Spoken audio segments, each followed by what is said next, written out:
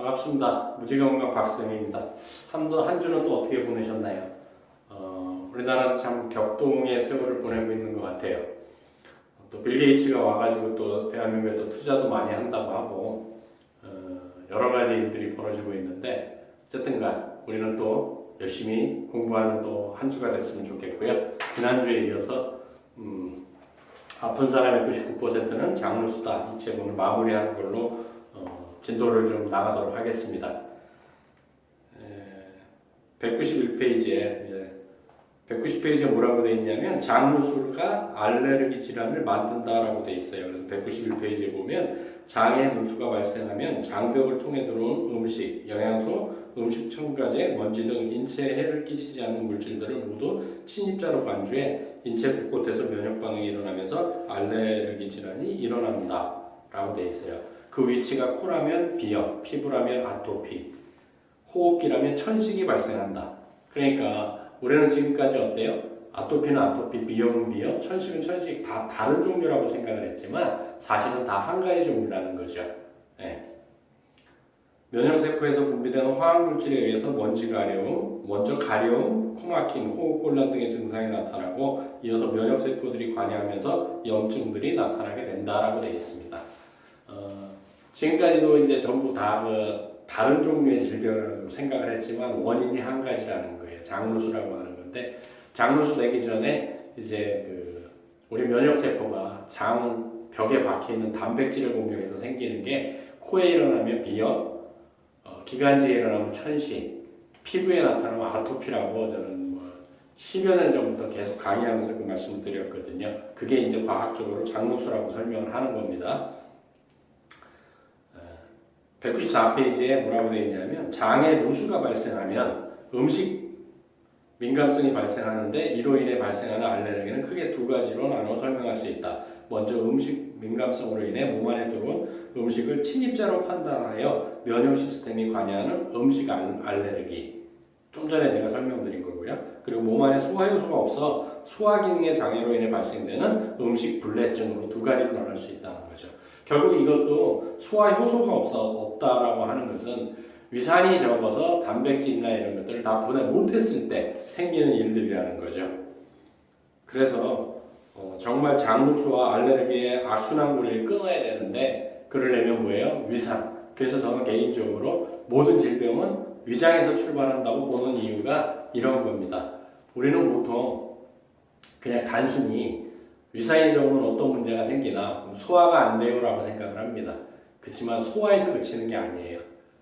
단백질은 아미노산으로 분해 못하기 때문에 장에서 흡수되지 않고 장벽을 파고 들어가서 이것이 아까 얘기한 음식 알러지가 되는 거고 불내증이 되는 거죠.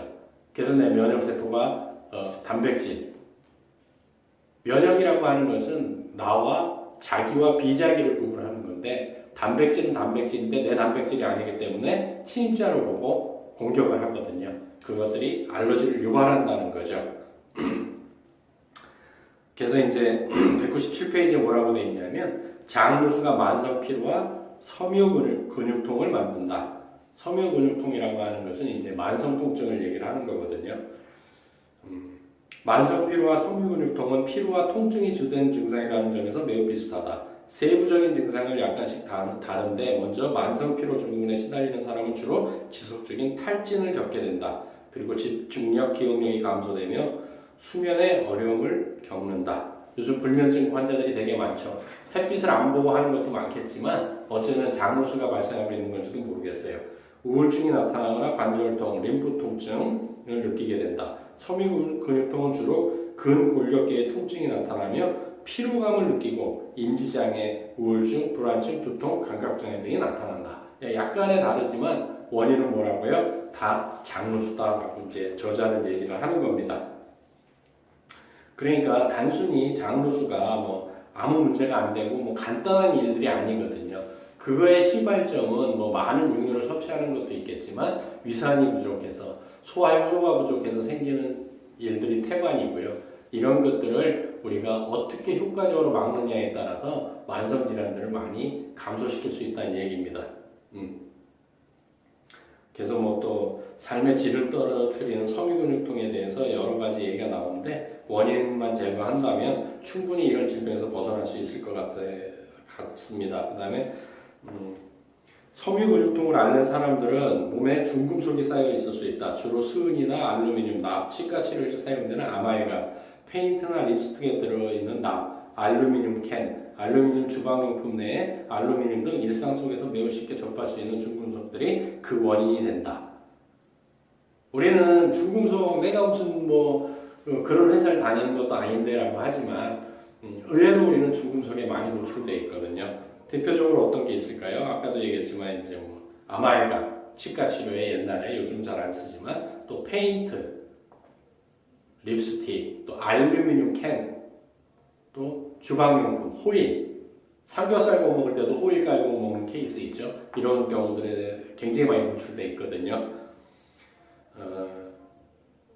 중금속을 해독하려면 아연이 필요한데 장누수가 발생한 경우 아연이 흡수되지 않아 중금속을 해독할 수 없기 때문이다 라고 되어 있어요.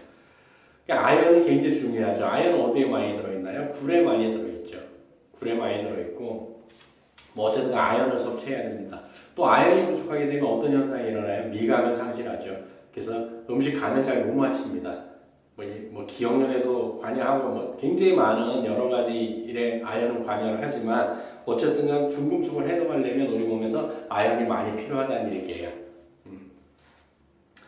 또 209페이지에 장누수가 비만을 만든다라고 되어 있어요. 장누수가 다음 세 가지 원인으로 인해 비만을 만들어낸다. 첫째, 독소가다. 앞에 동영상에서도 많이 말씀드렸지만 독소가 많으면 어떤 일이 벌어져요? 안전한 곳에 저장하기 위해서 지방을 늘립니다. 그래서 비만이 되는 거고요. 둘째, 전신성 염증. 염증이 생기니까 대사가 안 일어나거든요. 셋째, 장내세균 불균형. 요즘 많이 얘기하는 마이크로바이옴에 관련한 얘기죠. 이런 것들 때문에 비만으로 갈 수밖에 없다라는 거죠. 이 세 가지 원인, 우리가 생활 습관 속에서도 많이 바꿀 수 있는 부분이 아닌가 하는 생각을 해봅니다. 그래서 장내 세균 불균형을 잡아 몸의 시스템을 재정비해야 비만을 잡을 수 있다. 그래서 218페이지에 보게 되면 올바른 시기와 꾸준하게 운동을 하는데도 살이 빠지지 않는 경우 그 해답은 장에 있다. 아무리 좋은 것이라도 과하면 반대로 인체에 안 좋은 영향을 줄 수 있는데 비만이 그 좋은 예다. 장 근처에 무너지면 살이 찔 수밖에 없습니다. 그건 이제 실험에서도 많이 나왔거든요. 날씬한 쥐의 분변을 채취해서 뚱뚱한 쥐에다가 주사기로 그 분변을 넣어줬더니 뚱뚱했던 쥐가 날씬해지더라 라는 실험들을 되게 많이 해서 지금 미국이나 이런 데서는 장이 안 좋은 사람은 남편이나 가족의 분변을 받아서 이식 수술을 하고 있는 실정이거든요. 근데 좋아진답니다. 그래서 후벽균, 의관균 이런 것들이 나오는데 이런 거 전문적이니까 어쨌든 간 균총이 마이크로바이옴이 우리 몸에 굉장히 중요하다라는 얘기고요. 221페이지에는 뭐라고 되어 있냐면 장누수가 여성 질환을 만든다. 근데 요즘 특히 이제 어떤 게 있어요? 여성 진류산균 이런 거 되게 많이 광고 나오죠. 질 속에도 락토바시러스 계열의 균이 많아야 되거든요. 이런 것들이 없게 되면 어떻게 될까요? 질의 균형이 깨지고 산부인과 질환들이 많이 일어날 수 있습니다, 사실상. 그러면 왜 이런 균들이 없어질까요? 강산성들을 많이 써서 막 씻어내는 게 별로 안 좋거든요. 여성 질세정제들 같은 경우도 영향을 좀 미치는 걸로 알고 있습니다. 그래서 여성 질환 종류에는 어떤 것이 있냐면은 이제 체중 증가, 그다음에 생식기 감염, 건조증, 그다음에 부종, 생리량 과다, 생리량 저하, 불임, 주기적인 불면증, 발한 피로, 자궁내막증, 자궁선종, 생리통, 기분변화 우울증, 생리전 증후군, 생리불순, 다낭성 난포, 증후군 이런 것들이 생긴다라는 거예요. 장누수가 생기면. 그러니까 지금 이 여성 질환에 관련된 것들은 요즘 현대적인 여성들이 굉장히 많이 겪는 질환들이잖아요. 이런 것들이 장누수만 잡아도 어떻게 된다고요? 많이 감소시킨다라는 얘기예요. 그러니까 참 여러모로 생각을 해봐야 되는 게 아닌가 그런 생각을 해봅니다.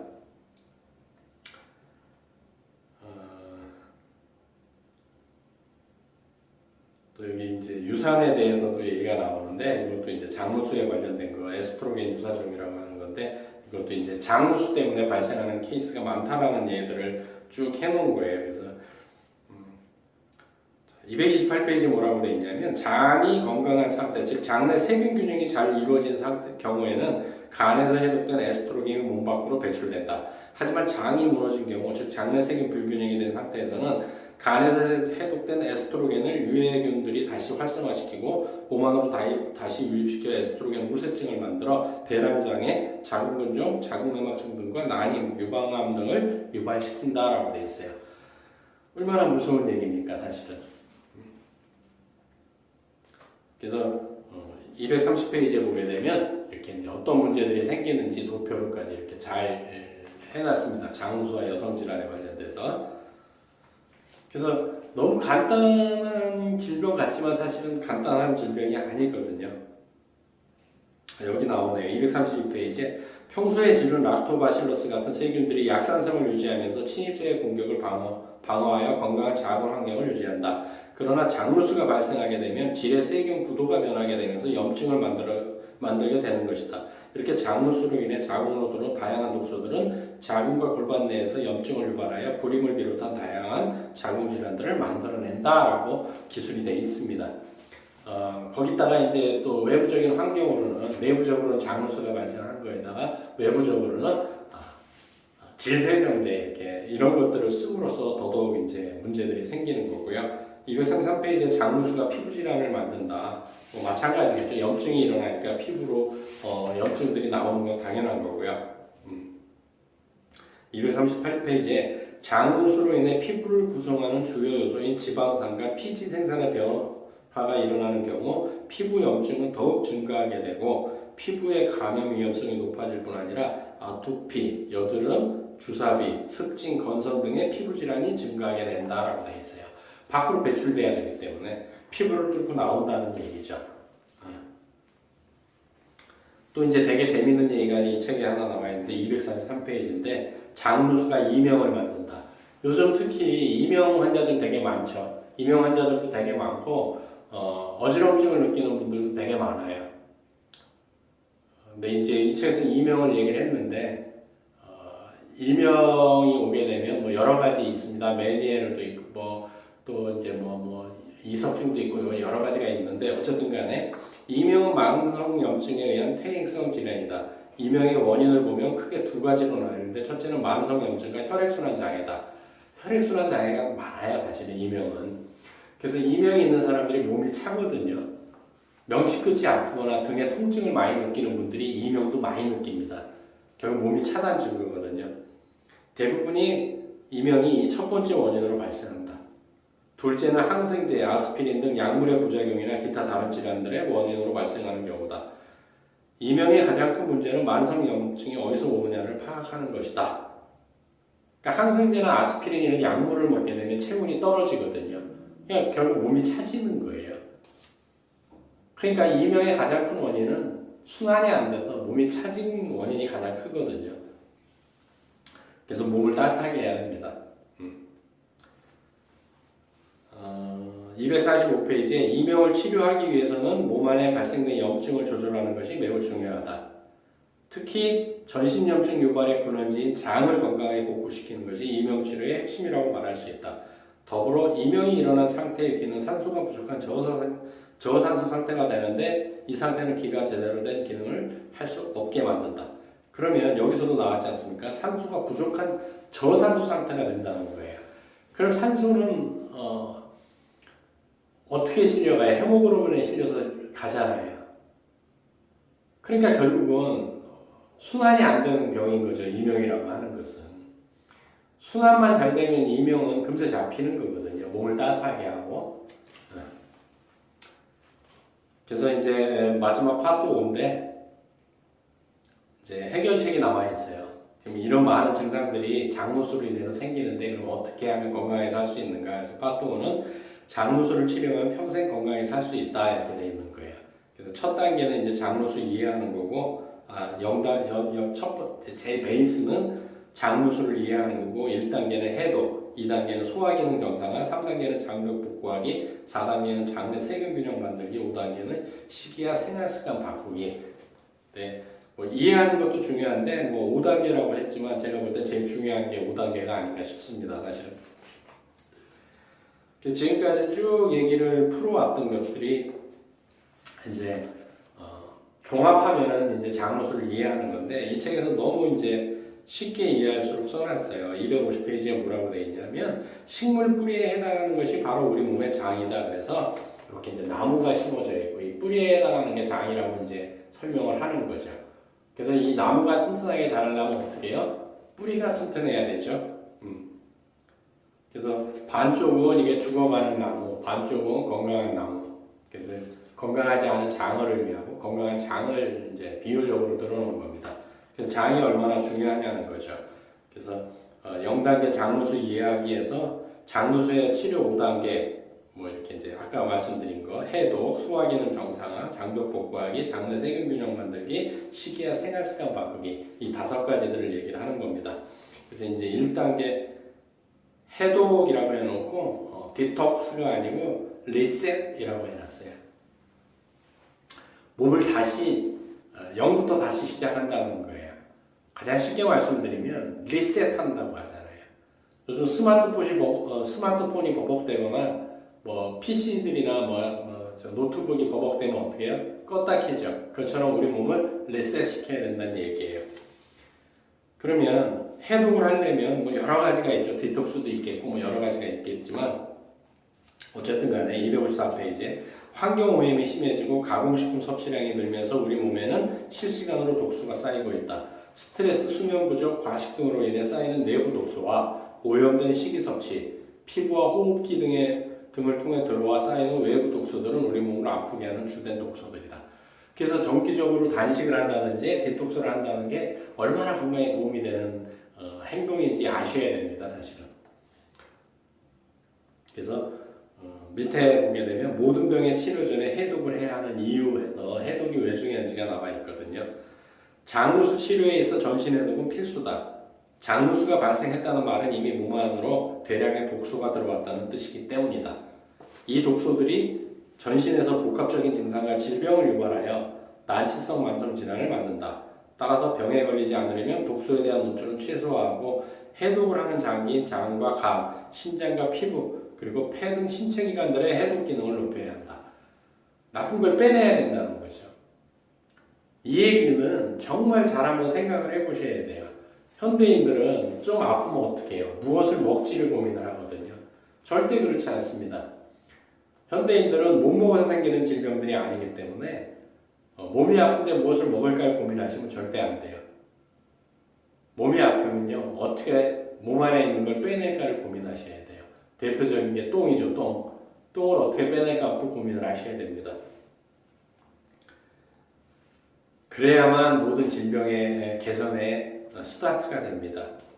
그래서 256페이지에 보게 되면 우리 몸에 들어오는 독소들 그래가지고 내부 독소, 외부 독소 해가지고 이렇게 많이 독소들이 들어오는 그림을 그려놨거든요. 그래서 내부 독소로서는 덜 소화되는 음식물, 그다음에 마음 독소, 욕심이죠, 마음 독소, 욕심, 호르몬, 그다음에 식이 독소, 활성산소, 장 세균 불균형 이런 얘기들이 돼 있고요. 외부 독소는 이제 알코올, 공기오염, 환경 독소, 흡연, 식품 첨가물, 진짜 식품 첨가물. 이게 너무 심각한 문제죠, 사실은. 제초제, 생활용품, 살충제, 전자용품, 배기가스, 수돗물. 배기가스도 지금 장난 아니죠. 이런 문제들 때문에 우리 몸에는 독소가 쉴 새 없이 들어온다는 거죠. 그래서 해독의 진짜 의미는 뭐냐면 해독이란 말 그대로 독을 푸는 것을 의미한다.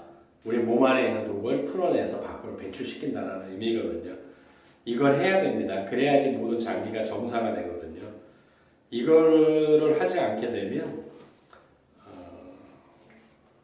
몸에 독소가 들어와 있는 상황에서 또 외부에서 더 많은 독소들이 약을 먹든지 여러 가지 형태로 해서 또 몸에 독소가 쌓입니다.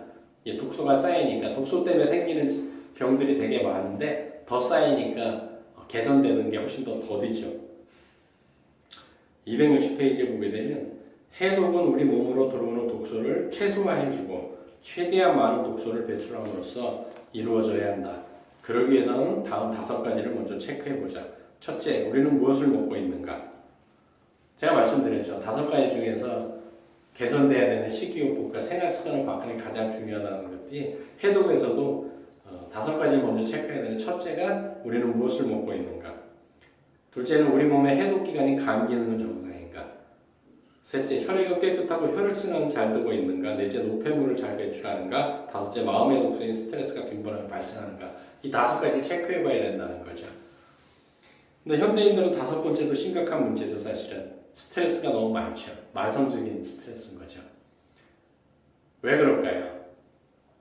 욕심들이 너무 많아서 그래요. SNS 생활을 하다 보니까 남들은 호사롭게 사는 것 같은데 나는 그렇게 못 사는 것 같으니까 스트레스가 많이 쌓이죠. 사실은 마음에 이걸 많이 내려놓으면 뭐 여러 가지 좋습니다. 그런데 뭐 포기하고 살라는 뜻이 아니고요. 다른 방법을 찾으셔야 됩니다.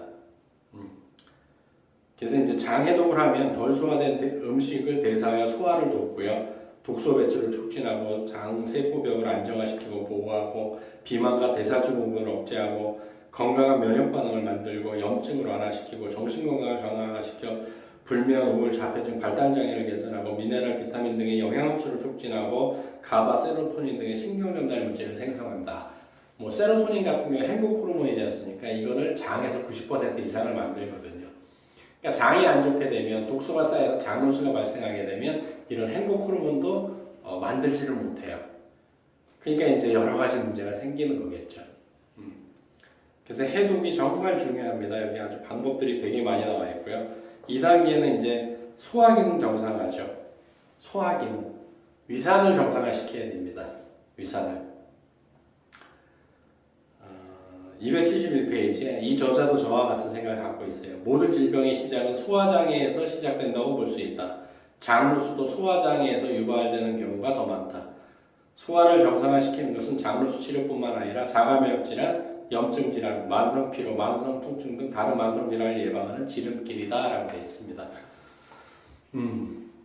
자, 우리는 위산이 적으면 단순히 소화가 안 되는 것에서 끝나지 않아요. 아미노산까지 분해가 안 되기 때문에 알러지부터 시작해서 이런 장누수 증후군까지. 그래서 만성 통증에 만성 피로에 불면에 호르몬 분비에 세로토닌 부족까지 모든 일이 다 한꺼번에 벌어지는 겁니다. 그래서 위산을 정상화시키는 게 굉장히 중요합니다. 그래야 영양소도 흡수하고요. 뭐 이런 일들이 벌어지는 거죠. 이제 3단계 장벽 복구하기. 그래서 이제 장벽을 어떻게 복구해야 될까요? 틈새가 벌어졌기 때문에 이 틈새를 막아줘야 되겠죠. 그럼 우리 근육이나 이런 것들은 뭐로 이루어져 있어요? 단백질로 이루어져 있습니다. 그래서 단백질을 많이 먹어야 돼요, 사실은. 단백질을 많이 먹으니까 육류를 드시는데 콩단백질을 좀 선택을 하십시오. 또 콩단백질 얘기를 하면 이런 얘기들을 많이 해요. 이소플라본 때문에 여성 호르몬에 문제가 생기지 않느냐. 다시 한번 말씀드리지만 제가 콩혁명이라는 책을 한번 기회가 되면 풀어드릴게요. 콩 속에 있는 이소플라본은 여성 몸 속에 들어가서 에스트로겐이 부족하게 되면 에스트로겐을 형성시켜주고요. 에스트로겐이 과다하게 되면 그 에스트로겐을 억제시키는 게 이소플라본이 하는 역할입니다. 이소플라본이 무조건 에스트로겐을 증가시키는 거 절대 아니거든요. 그러니까 드셔주는 게 상당히 좋습니다. 그래서 L-글루타민 뭐 이런 거 먹으라고 하는 얘기죠. L-글루타민은 장누수 억제제라 이야기할 만큼 무너진 장벽을 재생 복구시키는데 핵심적인 역할을 한다. 그래서 이걸 먹게 되면 되게 도움이 되는 거죠. 그래서 L-글루타민은 어디에 있느냐? 단백질 파우더, 콩, 고기, 생선, 닭고기, 유제품 그리고 물론 글루타민 보충식품에 들어있는데 L-글루타민을 섭취할 경우 장벽을 코팅해 여러 자극제들로부터 방어막으로 작용한다. 육류는 저는 조금 반대하는 입장이고요. 왜냐하면 위산이 적은데 육류가 들어가게 되면 또 아미노산까지 분해가 안 되기 때문에 장누수를 유발할 수 있거든요. 그래서 식물성이 가장 맞다고 봅니다. 두 번째는 유산균을 많이 먹어라. 네. 유산균은 정말 중요하죠. 유산균 많이 드시면 좋고요. 단색 포화지방산도 많이 먹으라고. 포화지방이라고 무조건 나쁜 건 아니거든요. 그래서 단세 포화지방산도 많이 먹는 게 되게 중요하고요. 마이크로바이옴 공부를 하다 보면 단세 지방산 얘기가 굉장히 많이 나오고 굉장히 중요한 영양소 중에 하나거든요. 그래서 단세 지방산은 좀 많이 좀 챙겨 드시는 게 좋고요. 4단계 그럼 장내 세균 균형 만들기 286페이지에 보게 되면 장세포 재생을 포함하여 장벽을 복구하기 위해서는 장내 세균 영향에 크게 작용한다. 불균형된 장내 세균의 균형을 만들어주는 것은 장누수 치료에 매우 중요하다. 그래서 유익균, 유산균, 꼭 유익균 얘기는 아니고요. 장내 균총이 굉장히 중요하거든요. 균총이 중요한 건 유익균도 있어야 되고요. 유해균도 있어야 됩니다. 물론 중간균도 필요합니다. 그 비율이 유해균 25%, 중간균 60%, 유해균 15% 정도면은 아주 균형이 맞는 거예요. 왜 유해균도 필요하냐 하면 외부에서 들어오는 나쁜 균들을 유해균도 많이 막아주거든요. 그래서 25대 60대 15 이 비율이 맞으면 상당히 도움이 됩니다. 물론 이제 거기서 이제 균총이 어떻게 이루어져 있느냐, 다양성은 존재하느냐, 뭐 또 어떤 특정 균들, 뭐 변비를 유발하는 균이 많느냐, 뭐 이런 것들은 나중에 세부적인 문제지만 어쨌든 간 유해균과 중간균과 유해균이 균총을 이루고 있다는 것은 상당히 중요합니다. 그리고 뭐 우리나라 국민들은 유산균의 중요성을 너무 많이 아셔서 많이 챙겨 드시니까 좋은 걸 좀 챙겨 드시는 게 바람직하고요. 또 289페이지에 오메가3 보충제 섭취는 몇 주 만에 유익균의 수를 회복하게 해준다. 오메가3가 단순히 심혈관계 질환에만 영향을 미치는 게 아니고요. 유익균의 수를 회복시켜주는 것도 오메가3의 역할 중에 하나입니다. 생활습관도 매우 중요하게 작용하는데 수면 결핍과 만성 스트레스, 좌식생활 그리고 과도한 운동 등은 장내세균 다양성에 부정적으로 작용한다. 따라서 활동적인 삶과 적절한 수면, 스트레스 관리는 다양한 장내세균 환경을 만드는데 핵심적이다라고 했는데 강신용 선생님 같은 경우는 이제 한의사 하신 것 같아요, 제가 보기에.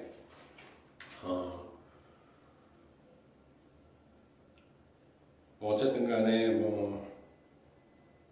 한의사 선생님 맞네요.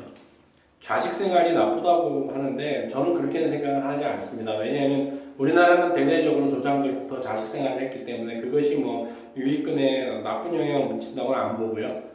현대인들은 이제 식탁 생활을 하다 보니까 자꾸 그렇긴 한데 어쨌든 간에 이건 저는 개인적으로 하는 거고 저자분의 또 생각은 또 다를 수 있기 때문에 틀렸다는 얘기는 아니고 제 생각을 말씀드린 겁니다. 그래서 이런 환드는데 이렇게 장내세균 환경을 만드는데 핵심적이다. 뭐가요? 오메가3가. 그러니까 오메가3는 하는 역할이 너무너무 많다라는 거예요. 그래서 장내세균 불균형이 되었을 때 장누수가 나타나는데 크게 4가지 유형을 나눌 수 있는데 장내세균의 수가 정상보다 과할 때, 너무 많을 때 얘기하는 거죠. 그러니까 아무리 좋다고 너무 많아도 문제가 생기는 거예요. 또 두 번째는 장내세균의 수가 정상보다 적을 때도 문제가 되는 거고요. 유해균보다 유해균이 더 많은 상황. 아까 말씀드렸죠. 25대 15. 그 비율이 좀 맞는 게 가장 좋고요. 대장에 있어야 할 세균들이 장운동의 저하로 인해 소장으로 이동할 때 이때도 굉장히 장누수가 발생한다는 얘기예요. 장내균들은 자기 위치에서 활동을 하거든요. 소장에 있는 균은 소장에만 있고 대장에 있는 균들은 대장에만 있습니다. 그러니까 이 자기 위치를 잘 찾아야 돼요. 다섯 번째는 이제 식이와 생활습관 바꾸기인데 292페이지에 이렇게 되어 있어요. 장누수 치료에서 스스로 할 수 있는 가장 쉬운 방법은 식이를 변화시키는 것이다. 음식만 바꿔도 우리의 몸이 확연히 달라지는 것을 느낄 수 있다라고 되어 있어요. 그래서 팔레오 식이가 10가지가 이렇게 나와 있는데 팔레오 식이라는 건 뭐냐면 구석기 시대에 이제 식당으로 돌아가자라는 게 이제 팔레오 식단인데 저는 그냥 이게 가장 중요하고 가장 기본적인 게 뭐냐면 우리가 무엇을 먹느냐예요. 서구화 식단으로 바뀐 이후로 서구화 질병이 늘어났듯이 우리 전통식으로 돌아가게 되면 전통식의 질병이 다시 발생을 할 거지만 어쨌든 간 보충하면서 우리가 인스턴트 패스트푸드 그 다음에 서양식을 조금 줄인다면 현대생활에 다 줄일 수는 없지만 줄인다면 많은 질병이 가라앉지 않을까 좀 줄어들지 않을까라고 개인적으로 생각을 합니다. 그래서 정말 육류 좀 섭취 줄이시고요. 인스턴트 패스트푸드 좀 줄이시고 좀 자연에서 난 음식을 조금 더 많이 우리가 섭취를 한다고 한다면 이런 문제들이 근본적으로 해결되지 않을까라고 생각을 하고, 우리는 어릴 때 골고루 천천히 꼭꼭 씹어 먹어라라고 부모님께 교육을 받고 컸습니다. 우리 아이들한테도 천천히 꼭꼭 씹어 먹으라고 교육을 시키는 그날이 온다고 한다면 전부들 건강이 좀 개선되지 않을까 생각을 해봅니다. 다음 주에 또 좋은 책으로 다시 찾아뵙도록 하겠습니다. 수고하셨습니다.